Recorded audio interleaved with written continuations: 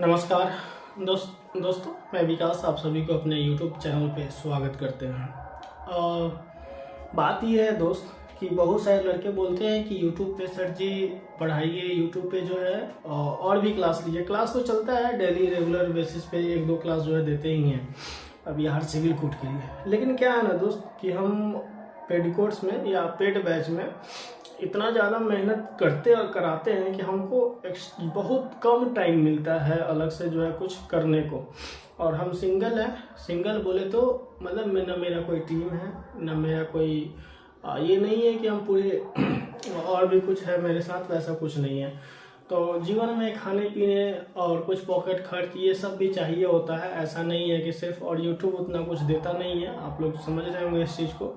तो और दूसरा चीज़ है कि जब आप पढ़ाने के लिए जाते हैं यूट्यूब पे तो बहुत मतलब ऐसा होता है कि बहुत कम लड़के होते हैं जो देखने वाले होते हैं। वहाँ पे अनर्गल चीज़ जो है यूट्यूब पे लोग देखने वाले ज़्यादा होते हैं, ठीक है।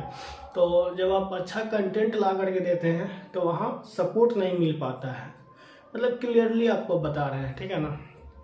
और ये सभी का पॉइंट ऑफ व्यू होगा। तो ये भी एक कारण होता है जो कि आपको एक अच्छा कंटेंट अगर कोई ला करके देता है तो आप सपोर्ट नहीं करते हैं। नहीं तो फिर पेड बैच लाने की कोई ज़रूरत नहीं होता।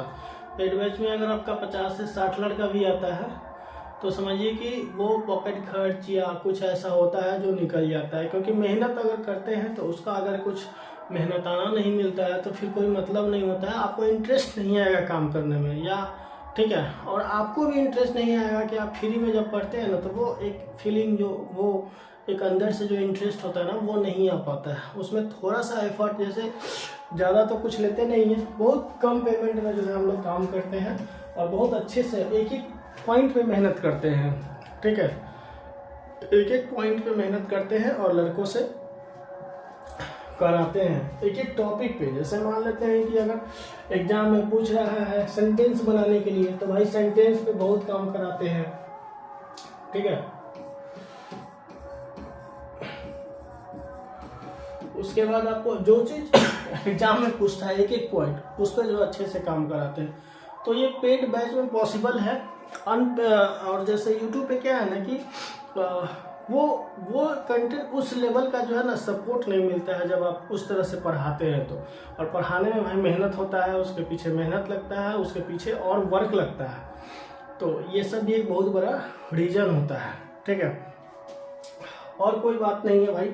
और यही सब कारण है कि आखिर जो है पेड बैच लाना पड़ता है। और उसके लिए जो है हम बहुत कम फी में ही पढ़ाते हैं। कोई ये नहीं है कि हम बहुत, और ये आपको 499 में पूरा जनवरी पढ़ाएं, ठीक है, आपको पूरा फरवरी और ये पूरा मार्च, ठीक है। ये मार्च तक तो हो ही गया। उसके बाद देखिए आपके साथ ये मार्च में एग्जाम हो गया तो ठीक, नहीं तो अगर अप्रैल में गया या और आगे गया तो फिर ये इसी पेमेंट में चलते रहेगा और रेगुलर मेहनत होता है। उसके बाद देखिए ये हो गया। उसके बाद देखिए इंटरव्यू में हम आपके साथ रहेंगे।